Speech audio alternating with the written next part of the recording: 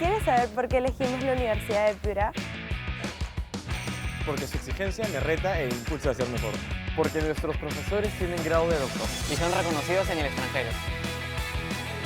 Porque otorgan becas. Y se preocupa por la formación integral de todos los alumnos, independientemente de la condición económica. Nos ayudan a formar nuestra conciencia social. Porque además de estudiar, siempre hay tiempo para divertirse. Porque puedes estudiar en el extranjero. Ou avec des personnes. die aus aller Welt kommen. Es por esto que el UEP forma Mejores personas. Mejores profesionales.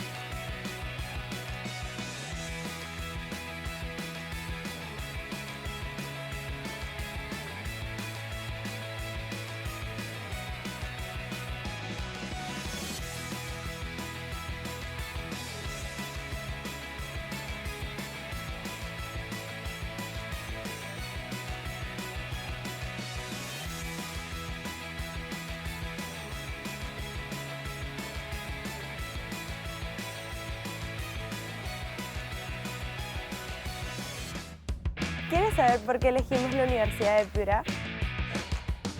Porque su exigencia me reta e impulsa a ser mejor. Porque nuestros profesores tienen grado de doctor. Y son reconocidos en el extranjero. Porque otorgan becas.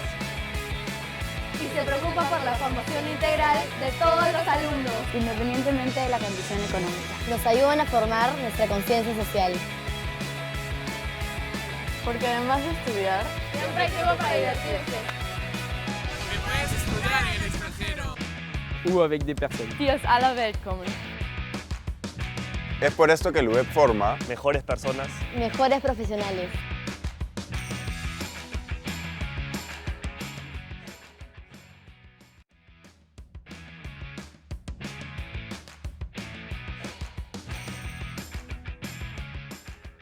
Hola, quiero darles la bienvenida a esta charla UDEP Explorer a los padres y postulantes conectados, quienes están interesados en estudiar la carrera de psicología. Les agradecemos a todos por su participación y por enlazarse a esta transmisión. Permítanme presentarme. Mi nombre es Betty Woolcott. Soy estudiante de la Facultad de Humanidades, carrera de Psicología de la Universidad de Piura, Campus Lima. Me encuentro en el último año de la carrera y, por tanto, participando del internado en Psicología Clínica, específicamente en el Centro de Atención Psicológica Sonjo. El día de hoy vamos a conversar sobre las habilidades terapéuticas que desarrolla un interno de psicología. Se suele pensar que psicología es una carrera teórica, pero hoy veremos que en realidad el 90% de esta se aprende en la práctica. Para empezar, me gustaría presentar qué es Sonjo a través de este video en el que participan algunos de mis compañeros y profesores. Así, los estaré contextualizando en mi experiencia como interna de psicología. Vamos a verlo.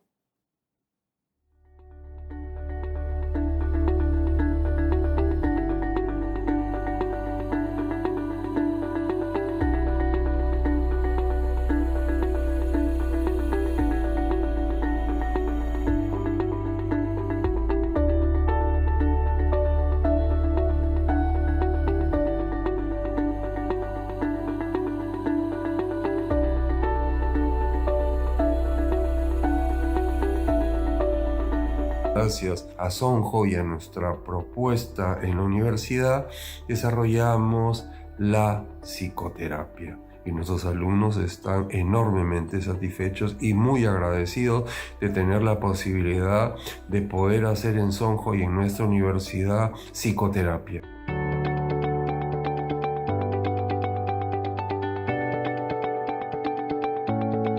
El proceso de transformación de Sonjo a modo virtual me ha parecido una alternativa muy creativa, proactiva y que habla de la capacidad de adaptarse a los problemas de la Facultad de Psicología y sobre todo de la flexibilidad de los profesores.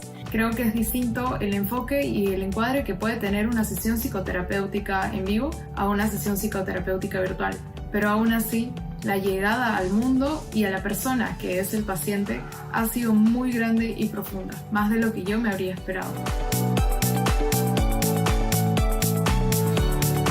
Uno de los factores clave que me ha ayudado a crecer como persona y sobre todo como terapeuta ha sido la supervisión.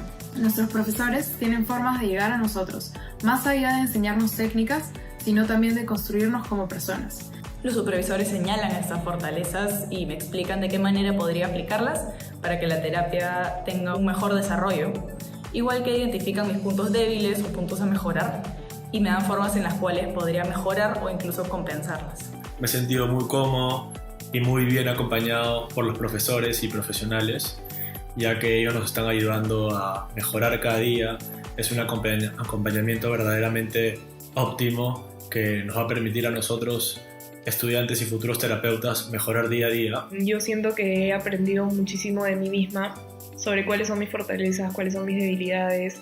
Nunca había estado con un paciente, entonces eso fue como muy revelador para mí las primeras semanas. Encontrarme yo sola con otro paciente que está dispuesto a contarme toda su vida para que yo lo ayude fue muy revelador de cómo soy y cuánto he aprendido y cómo trabajo.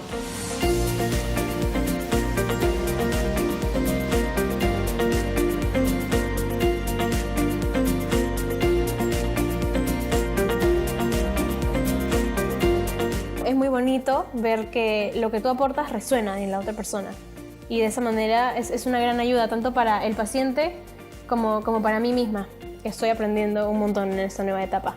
Definitivamente estamos haciendo algo que los ayuda en estos momentos tan difíciles para muchos y que bueno, nosotros podemos ser como ese medio que hace que las personas se sientan mejor aunque sea desde sus casas. Me he sentido realmente construida, tanto por las experiencias de dar psicoterapia como por las experiencias de supervisión individual y grupal y de compartir los casos con mis compañeros y con mis profesores.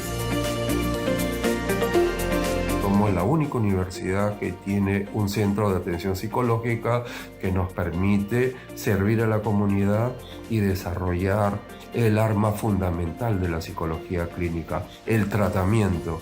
Para nuestros alumnos y para nosotros esto ha sido un reto extraordinario por los resultados que venimos consiguiendo en nuestros pacientes y en nuestros internos. Nos sentimos muy satisfechos con los logros que venimos obteniendo.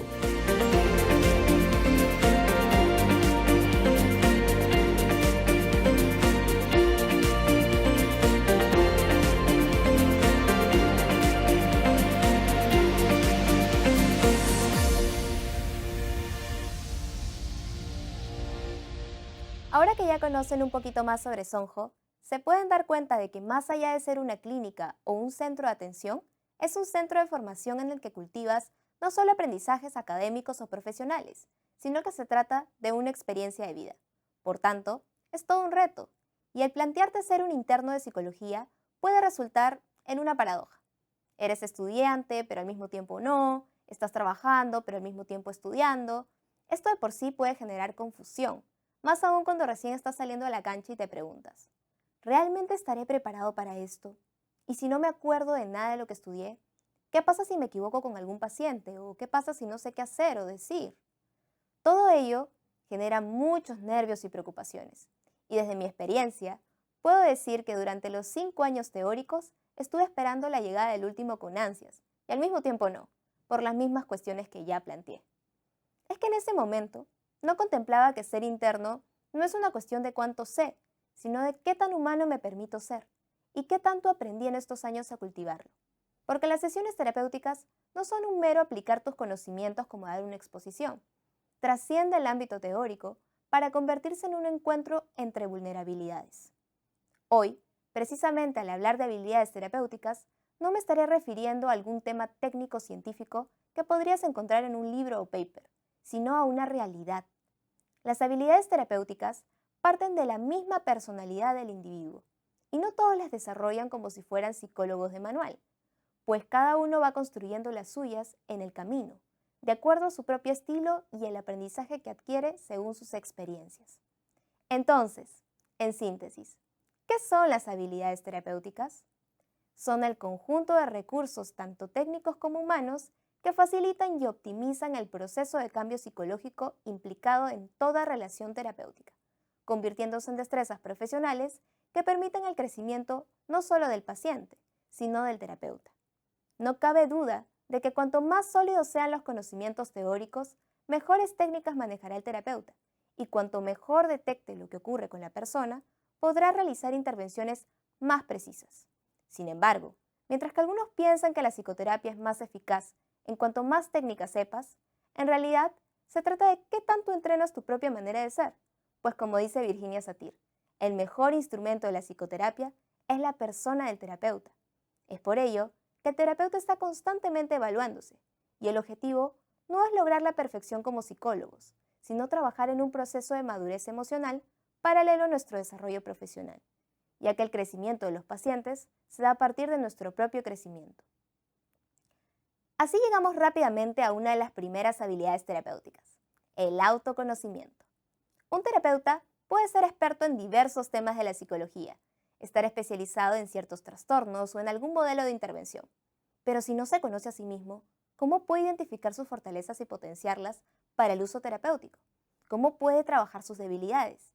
Y lo más importante, ¿cómo puede ayudar a que otro aprenda a conocerse? Conocerse a sí mismo es un proceso largo y básico para lograr que los demás se conozcan. Ya conocemos el dicho, no puedes dar lo que no tienes.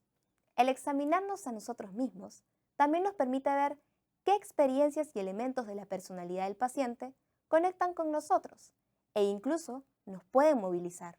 No somos seres de piedra ni robots. También tenemos emociones y pensamientos preconcebidos que podrían afectar nuestro juicio al momento de analizar lo que el paciente trae a sesión. Desde la perspectiva de John Bowlby, pionero en psicología del desarrollo, la relación terapéutica no está solo determinada por la historia del paciente, sino que pone énfasis en la historia del terapeuta, quien deberá ser consciente de su propia contribución a la relación para poder actuar construyendo lo que llamaría un vínculo de apego seguro. De esta manera, el ser capaz de mirar nuestro propio mundo interior y conocerlo facilita que descubramos qué componentes de nuestra historia personal podrían interferir con las intervenciones. Por ejemplo, estereotipos, prejuicios, experiencias parecidas, aversión ante ciertos temas, entre otras situaciones. En la medida que seamos capaces de conocer más aquello que nos identifica y constituye como personas, es decir, más allá de Betty como terapeuta, ser y comprender a Betty como persona, por ejemplo, será posible ser más auténticos con los pacientes y nos iremos sintiendo más cómodos. Esto se reflejará en el clima de confianza dentro de la sesión, transmitiéndole al paciente y permitiendo disminuir la tensión del momento en un espacio que de por sí contiene mucha carga emocional. Así, una vez que desarrollas autoconocimiento, tienes mayor claridad y mejor dominio sobre ti mismo, aprendiendo a autorregularte y usar tus mismas debilidades a favor de tus fortalezas y recursos. Y esta habilidad que he mencionado no está muy alejada de otra que se desarrolla en todas las sesiones. Y aunque parezca algo implícito, en realidad es algo que se aprende. Revelación de la propia vulnerabilidad. Podrá parecer que abrirse a otra persona es algo simple o común, y probablemente lo hagamos todos los días al socializar, o simplemente entablar una conversación. Pero revelar la propia vulnerabilidad implica más que conversar, más que hablar sobre uno mismo o las propias experiencias. Se trata de sinceridad con uno y el otro. A veces existe el temor de que como eres psicólogo, supuestamente no puedes sentir ganas de llorar o enojarte con algún paciente por algo que dijo. Ante todo, eres un humano. Es natural que tus emociones se hagan presentes ante algo que más que observar como un espectador, estás viviendo. Nuestra vulnerabilidad, lejos de ser una debilidad, es una ventana que nos permite conectar con la vulnerabilidad del otro, con su lado más humano y auténtico. Revelar la propia vulnerabilidad implica establecer una relación horizontal con el paciente, donde sin perder la autoridad y fuera de mostrarse como una eminencia del conocimiento, el terapeuta se muestra como una persona natural y como tal se permite sentir. Si te fuerzas a no llorar, no sentir tristeza o enojo, por ejemplo, será más difícil regular las emociones que cuando las aceptas y validas. Además, cuando el paciente ve que el terapeuta no está en una posición superior, se siente más comprendido porque percibe un interés genuino y se permite ser más libre dentro de la sesión, entendiendo que no está frente a una máquina de soluciones, sino ante otro individuo con el que comparte el solo hecho de ser personas y sentir. Expresar la vulnerabilidad permite cultivar la empatía, que no solo se presenta ante emociones desagradables que el paciente trae a sesión, sino que también puede darse ante situaciones de bienestar, como alegrarte por los logros de la persona. Esto favorece el encuentro y crecimiento interpersonal. Ahora, no confundamos el revelar la vulnerabilidad con revelar aspectos personales. En ciertas ocasiones puede ser interesante poner de ejemplo alguna experiencia propia fuera de la sesión. Sin embargo, por cuestiones de la relación profesional y privacidad, no resulta conveniente cambiar el foco de atención de las sesiones hacia la historia personal del terapeuta. Podemos compartir nuestra vulnerabilidad de muchas maneras, como a través de los gestos, el tono de voz, la validación de emociones del paciente o la simple demostración de energía del terapeuta. Por ejemplo, a veces puede ser más calmado y otras más activo, dependiendo de la situación que esté atravesando. Recuerda que esta habilidad no solo ayuda al paciente, sino que te recuerda a ti mismo que no tienes por qué saberlo todo o mantenerte muy distante de los sentimientos del paciente, sino que también eres un humano. Puedes equivocarte, reírte, sentirte triste, emocionarte, etc. Y como parte de aceptar nuestra vulnerabilidad, es válido sentir miedo o nervios antes de atender. Existen muchas razones por las cuales se presenta este temor. Miedo a quedar expuesto ante el paciente, a equivocarse, a sentirse a la deriva, a perder la confianza del paciente, a perder la propia seguridad, entre otros.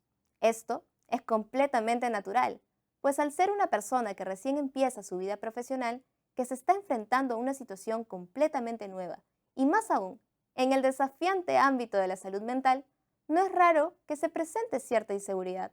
Déjame decirte a ti, futuro interno, que perder el miedo por completo es algo utópico, pero tranquilo, esto disminuirá con el tiempo.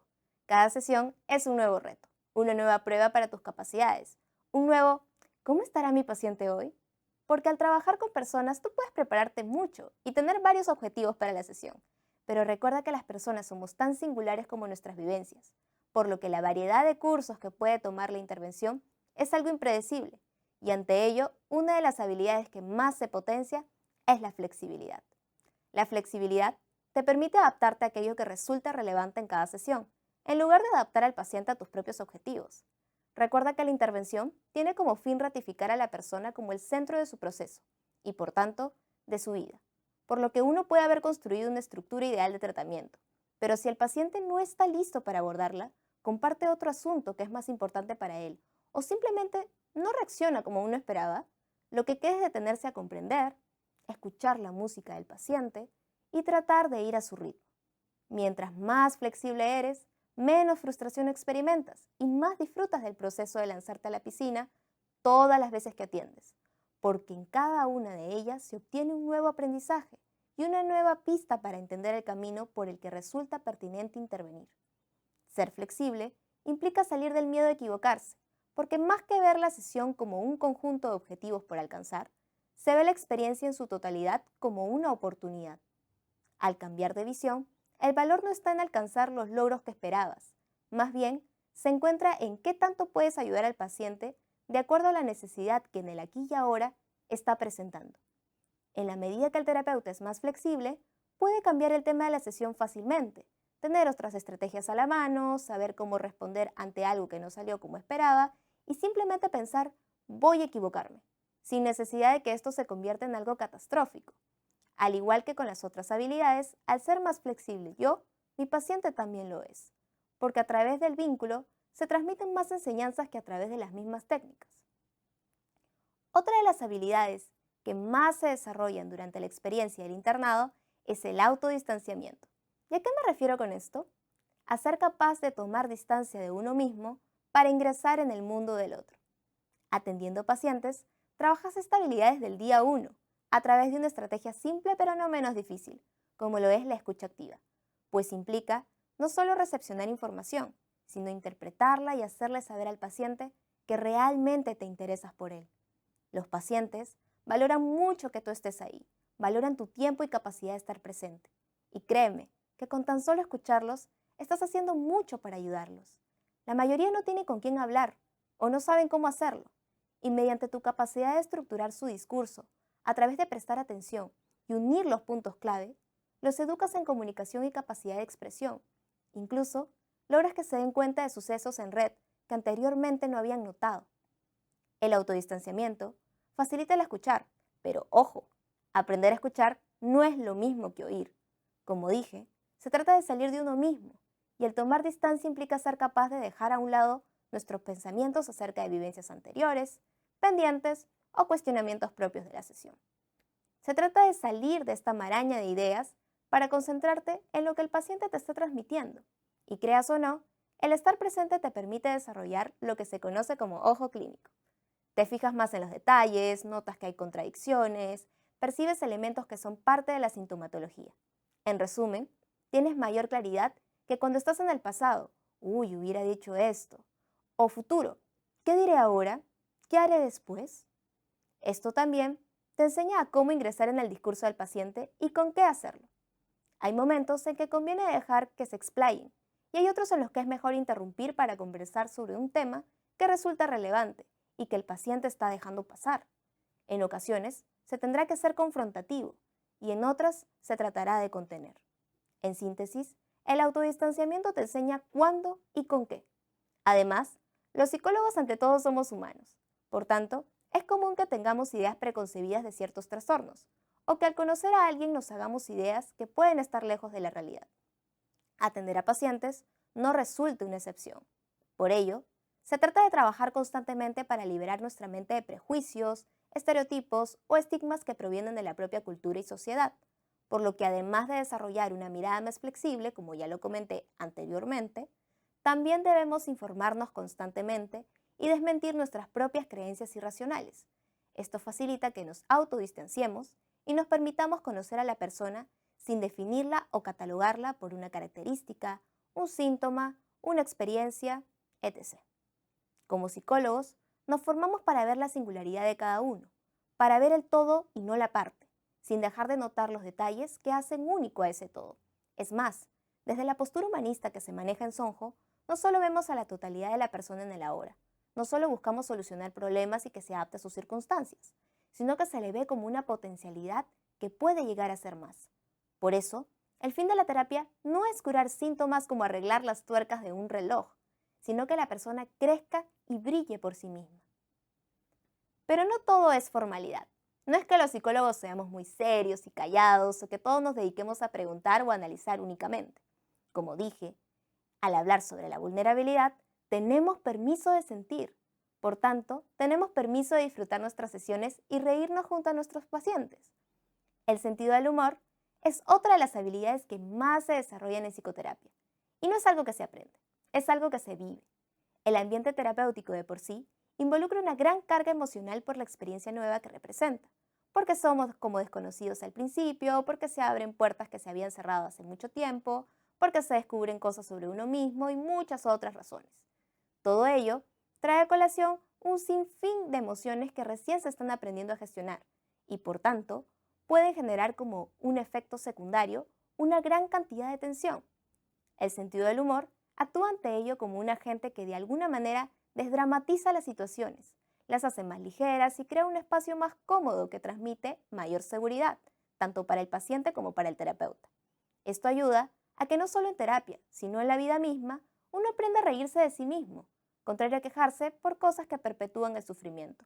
Por tanto, el sentir que puedes reírte de algo y en ocasiones ridiculizarlo, hace que las problemáticas se vean más pequeñas y que tú sientas mayor dominio sobre estas.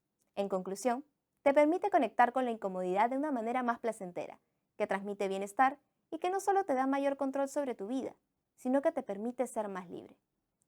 Cuesta un poco abrirse y hacer bromas con el paciente, porque existe el típico miedo a perder el profesionalismo. Pero más importante que verte como alguien meramente formal y preparado, es conectar con el paciente y a través del sentido del humor hasta ganas complicidad. Incluso, conectándolo con el temor a equivocarse, un tip podría ser que si cometes un error leve, te rías junto al paciente de lo que dijiste. Así, disminuyes la presión del momento y al rectificarse, se convierte en una situación más agradable. Al adquirir mayor dominio sobre ti mismo, también te haces más dueño de la situación. Y esto contribuye a otra habilidad terapéutica que es el desarrollo de la autoridad.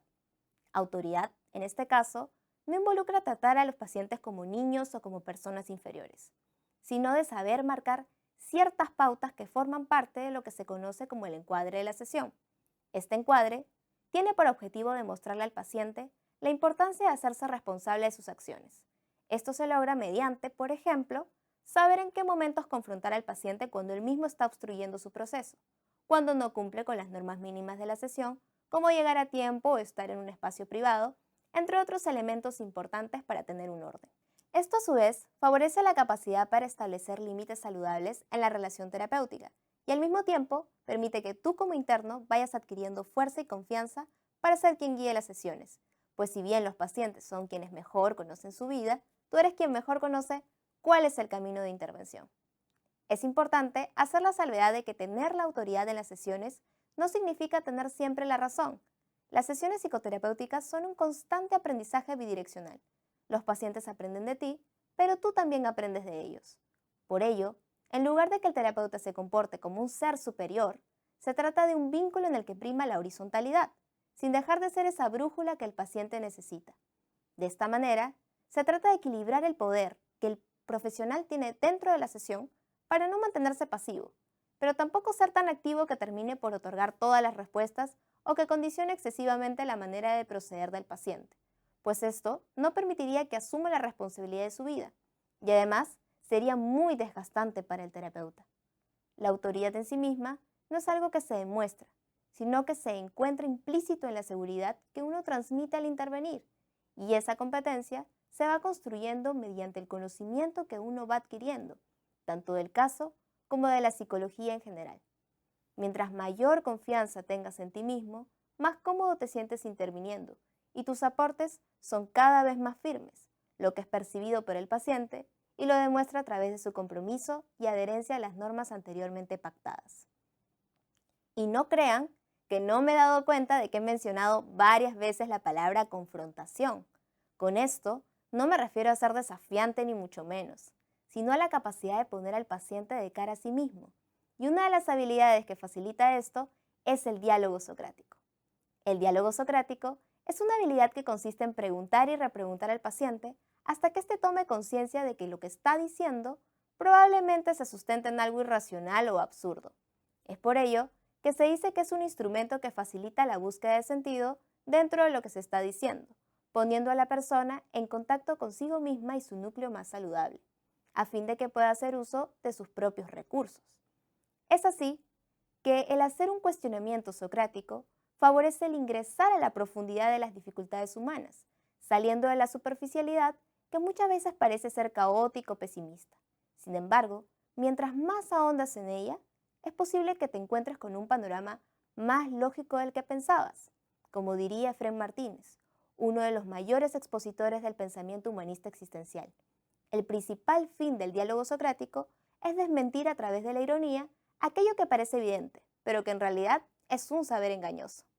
Como comprenderás, tener una pregunta y repregunta a la mano es algo que requiere de práctica, y para desarrollarlo no tienes que ser un excelente orador, pero sí prestar mucha atención y hacer todas las preguntas que necesites para marcar las piezas del rompecabezas. Lo principal es no asumir hechos ni interpretar cosas que el paciente no ha dicho explícitamente, pues en lugar de lograr claridad, podrías dificultar el camino que el diálogo socrático te estaba abriendo.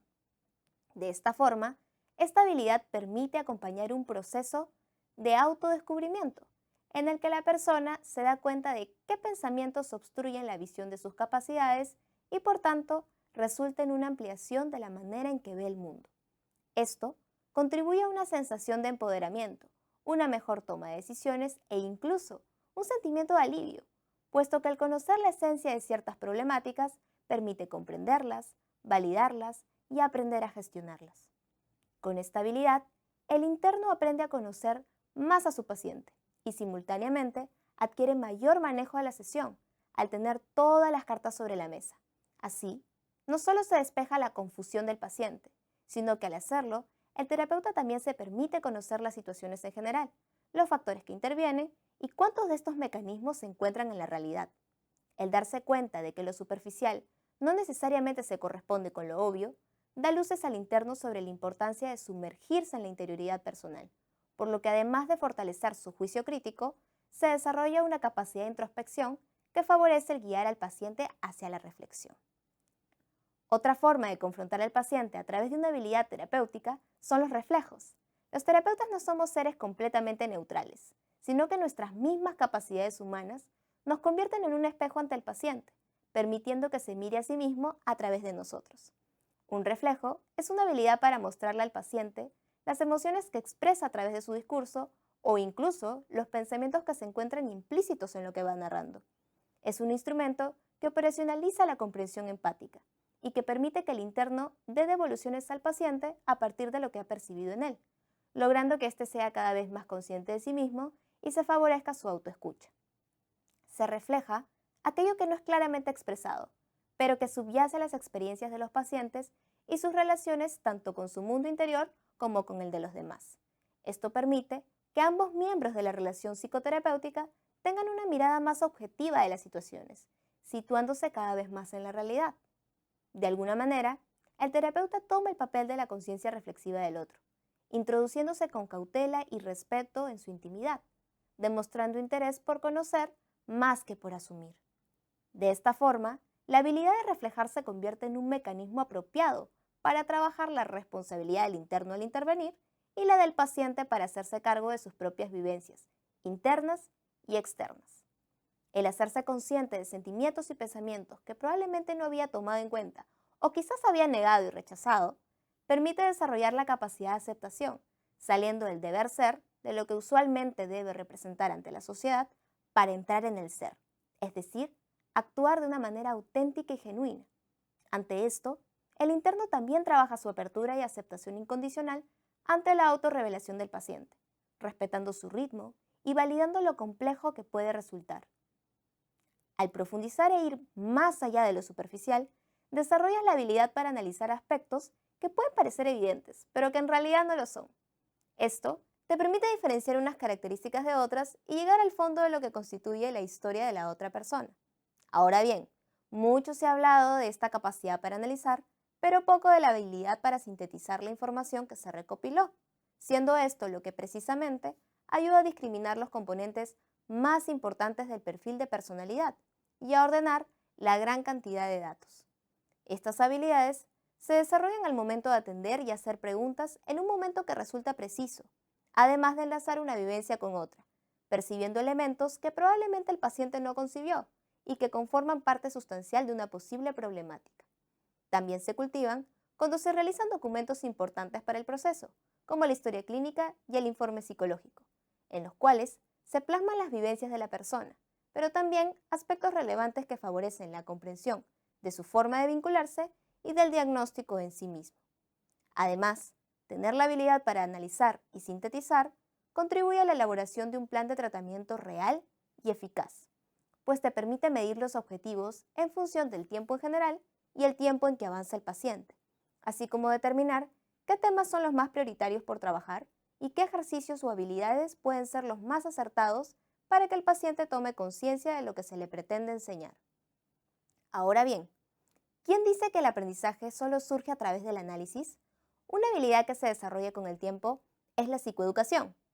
La psicoeducación involucra la posibilidad de enseñarle al paciente desde nuestros propios conocimientos diversos acerca de cuestiones teóricas que no conocen y que pueden darles mayor claridad acerca de su proceso, e incluso contribuir a la comprensión de muchas de sus conductas. Muchas veces pasa que como nosotros estamos tan acostumbrados a escuchar y emplear términos propios de la psicología, no nos damos cuenta de que nuestro lenguaje, en ocasiones, puede ser muy técnico y los pacientes no logran entenderlo. Esto no es algo malo.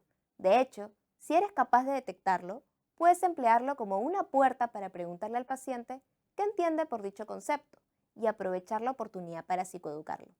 Al principio, conviene adaptar nuestro lenguaje, pero conforme se va avanzando, no es raro que hasta los mismos pacientes utilicen un lenguaje muy ligado a la psicología y cuestiones de la salud mental.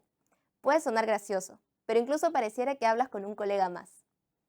El darle información valiosa al paciente del funcionamiento humano, ya sean cuestiones filosóficas, culturales, neurocientíficas, entre otras, no solo favorece la comprensión de la información y las estrategias que se aplican en sesión, sino que incrementa la seguridad que presentan en la competencia del terapeuta y le da un mayor peso a la eficacia de su intervención. Al ser percibido como una persona capaz, se refuerza el vínculo y la confianza en el proceso que se está llevando a cabo, lo que al mismo tiempo potencia la autoridad del interno y le da mayor firmeza en su actuar. Pero presten atención, es importante tener cuidado con los extremos. No es recomendable psicoeducar en exceso porque los pacientes no son estudiantes pasivos, sino que son seres activos. La psicoeducación se utiliza siempre y cuando esté de la mano de contribuir a la reflexión y las acciones que se realicen en pro del cambio. Se emplea como una guía que brinda soporte y dirección. Mientras mejor conozca al paciente aquello que le cuesta comprender de sí mismo, mejor puede aprender a vivir con ello y crecer mientras construye ese aprendizaje. Para alimentar esta habilidad, el terapeuta tiene que estar constantemente investigando y desarrollar un sustento desde la concepción que tiene de su paciente como persona hasta qué argumenta cada una de las técnicas que se encuentra desarrollando. Además, el investigar y conocer por qué intervienes de la forma en que lo haces te hace sentir más seguro de ti mismo y tus conocimientos, pero también favorece el orden de la información y te marca una ruta por la cual puedes avanzar. Asimismo, te entrena en la capacidad de resolución de problemas, gestión de posibles riesgos durante el proceso y comprensión de la variabilidad de la sintomatología. Sin embargo, no siempre tienes que emplear información teórica o muy analítica para que el paciente sea consciente del funcionamiento de ciertos mecanismos. Puedes hacerlo de una forma mucho más dinámica, utilizando una habilidad interactiva como lo son las metáforas. Personalmente, me gusta mucho emplearlas en mis sesiones psicoterapéuticas, porque después de intentar tanto que los pacientes tengan una mirada objetiva de la realidad, a veces conviene distanciarlos un poquito de esta, para evitar una saturación y con ello un agotamiento tanto mental como emocional. Además, no todo tiene que ser súper racional y lógico. A veces podemos ayudarnos de lo absurdo y hasta de lo cotidiano para demostrar cuestiones que son mucho más comunes de lo que parecen. Se trata de desarrollar una mirada más creativa de los acontecimientos, creando analogías que captan la atención del paciente y se convierten en incluso hitos de las sesiones. También es capaz de darle cierta complicidad a la relación entre terapeuta y paciente, porque hay veces en que estas metáforas crean un código de comunicación que solo ellos entienden. Solo ellos saben a qué se refieren con ciertos simbolismos que retornan a la comprensión de ciertas dinámicas. Para darte un ejemplo gráfico, quiero que veas este video.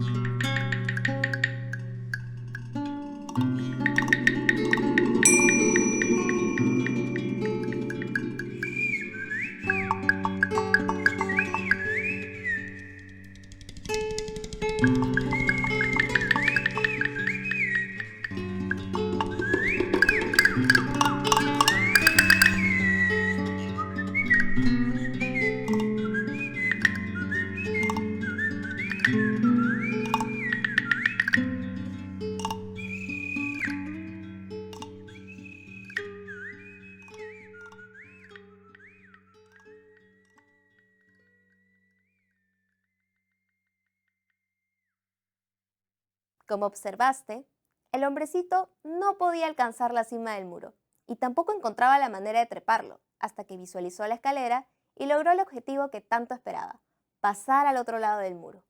Muchas veces sucede eso, ¿no? Intentamos a toda costa conseguir ciertos objetivos y avanzar, avanzar y más avanzar. Pero en el proceso nos desgastamos y nos encontramos con que posiblemente estamos estancados. Ello produce sufrimiento y resignación. La psicoterapia simboliza esa escalera que te permite continuar, escalón por escalón, de forma más cómoda y a un ritmo más pausado, siendo el bienestar más que una meta, una forma de vida. ¿Lo ves? Así suena más interesante que si te doy una definición teórica muy extensa sobre lo que es la psicoterapia, y probablemente también me entendiste mejor. De igual manera, el tener un elemento, una imagen, una historia, una analogía con la cual asociar un aprendizaje, disminuye la complejidad y la tensión que puede traer consigo el darse cuenta.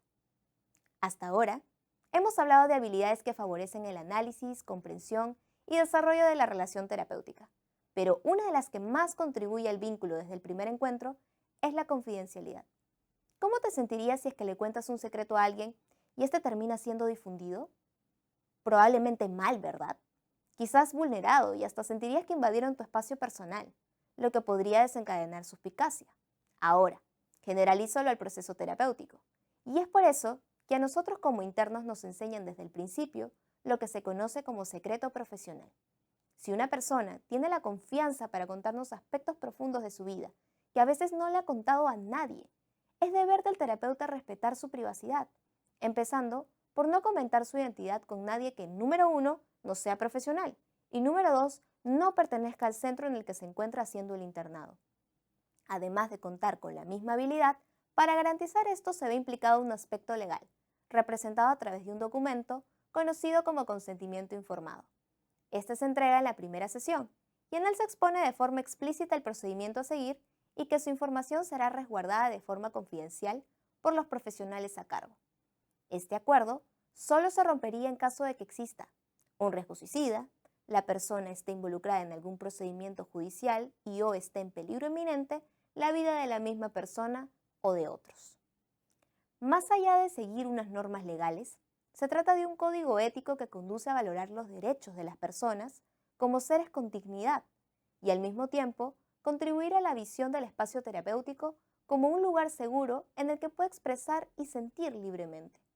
Cuando eres interno, es natural que quieras contar tu experiencia a todo el mundo por la gran emoción que representa el empezar a trabajar en tu carrera, y contarlo como anécdota no tiene nada de malo, siempre y cuando salvaguardes la intimidad a la que el paciente te ha permitido ingresar.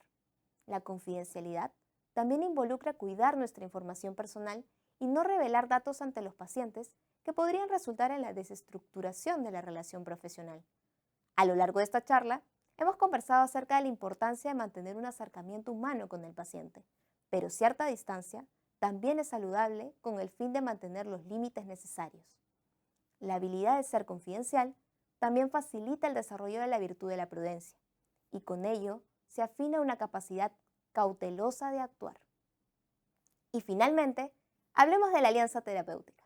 Aunque esta no es una habilidad en sí misma, es el elemento más importante de la psicoterapia, por lo que inevitablemente se incluyen las habilidades y en general el don de ser terapeuta. La alianza terapéutica es el factor clave de la intervención que se caracteriza por el vínculo de confianza entre paciente y terapeuta. La persona del terapeuta aprende a confiar en la persona del paciente, con todo lo que trae y todo lo que podría llegar a ser, mientras que el paciente, al ir confiando en el terapeuta, se va permitiendo salir al mundo, al encuentro del que tiene al frente, dejándose ver con todo y el miedo de dejarse ver. Tal como mencionó el filósofo Martin Buber, la relación terapéutica se sustenta en la relación entre el yo y tú. Un encuentro sin prejuicios ni interpretaciones acerca de la otra persona. Se da un vínculo en el que prima el amor, pero no desde un punto de vista romántico, sino objetivo, en el que uno moviliza al otro a ser la mejor versión de sí mismo. Si hay esta disposición, se desarrolla un espacio de aceptación incondicional del otro, de tolerancia, paciencia y respeto hacia los ritmos y tiempos del proceso en sí. Esto se construye a partir de una red compleja de nexos personales positivos entre paciente y terapeuta, donde no solo incide la seguridad y empatía percibida por parte del paciente, sino que también se implican acuerdos respecto a los objetivos y expectativas del proceso, es decir, el mutuo conocimiento de lo que se pretende lograr con la intervención. También se plantean cuáles serán los medios para realizarlo, como por ejemplo, algunas tareas propias de la sesión que no son solo ejercicios fuera de esta, ya que pueden implicar un cambio de actitud. Esta alianza favorece que cada vez que uno de los dos aliados se desvía de algo que contribuye al proceso, exista la posibilidad de que el otro lo redireccione hacia aquello que le permite crecer. Por ello, se destaca que la alianza terapéutica es una construcción conjunta entre ambos miembros donde juegan un rol las expectativas, las opiniones y la visión que uno tiene del otro. Además, el construir una alianza con el paciente hace que éste sienta la tranquilidad de que todo lo que se realiza en sesión es para su bienestar, y si le llega a incomodar, esa confianza que presenta en ti se reflejará a través de la comunicación. Otra forma de ver reflejada la alianza es mediante la libertad con responsabilidad que sientes tú como interno de lanzarte a la piscina y probar técnicas que a veces pueden ser complicadas, pero que sabes que si éstas no cumplieran con las expectativas, el paciente lo entendería, porque precisamente es un entorno de aprendizaje para ambos. La alianza terapéutica se ve reflejada en momentos difíciles donde se trabaja mucho la empatía y la tolerancia a la frustración, pero también en situaciones de alegría, cuando algo bueno le sucede al paciente, cuando tiene un logro, cuando está contento, tantos momentos que vives como si fueran tuyos. Es parecido a un contagiarse de sus emociones sin dejarse invadir por ellas, sino que a partir de una postura objetiva, lo comprendes y ayudas a gestionarlas. Entonces, haciendo una recapitulación de todo lo que hemos hablado, es posible notar que las habilidades que un interno desarrolla son múltiples y la mayoría provienen de la relación que se construye con el paciente. No hay un manual exacto en el que te digan qué desarrollar y cómo hacerlo, porque se va cultivando la experiencia y cada vivencia en psicoterapia es única. Aunque claro está que esto no anula que el saberlas manejar depende de qué tanto buscas estructurarlas a través de tu proactividad y qué tanto estás dispuesto a aprender a través del ensayo-error. Como dice el dicho popular, el que no arriesga no gana. Todo lo que sucede en sesión es un símil de la vida misma. La relación que estableces con el paciente es muchas veces la relación que tú tienes contigo mismo y con el mundo. Por tanto, las habilidades descritas en esta charla son competencias para la terapia, sí, pero también para la vida.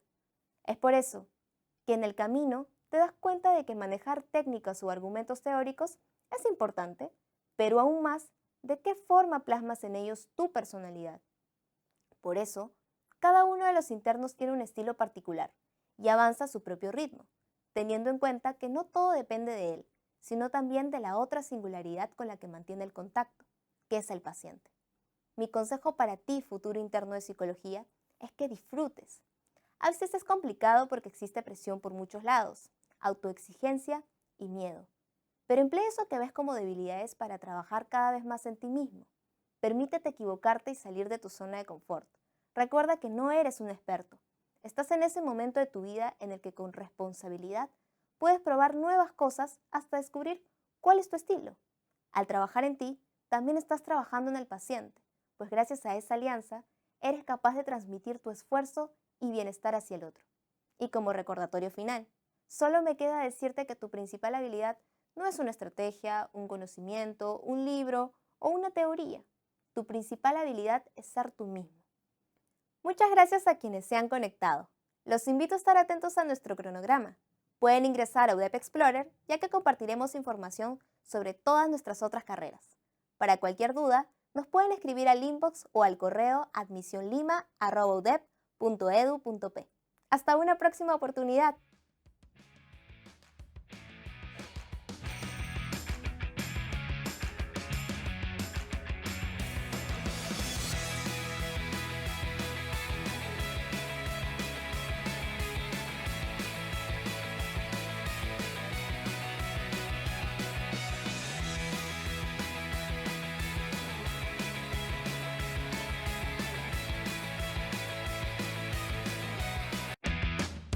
¿Quieres saber por qué elegimos la Universidad de Piura? Porque su exigencia me reta e impulsa a ser mejor. Porque nuestros profesores tienen grado de doctor. Y son reconocidos en el extranjero. Porque otorgan becas. Y se preocupa por la formación integral de todos los alumnos, independientemente de la condición económica. Nos ayudan a formar nuestra conciencia social. Porque además de estudiar, siempre hay tiempo para divertirse.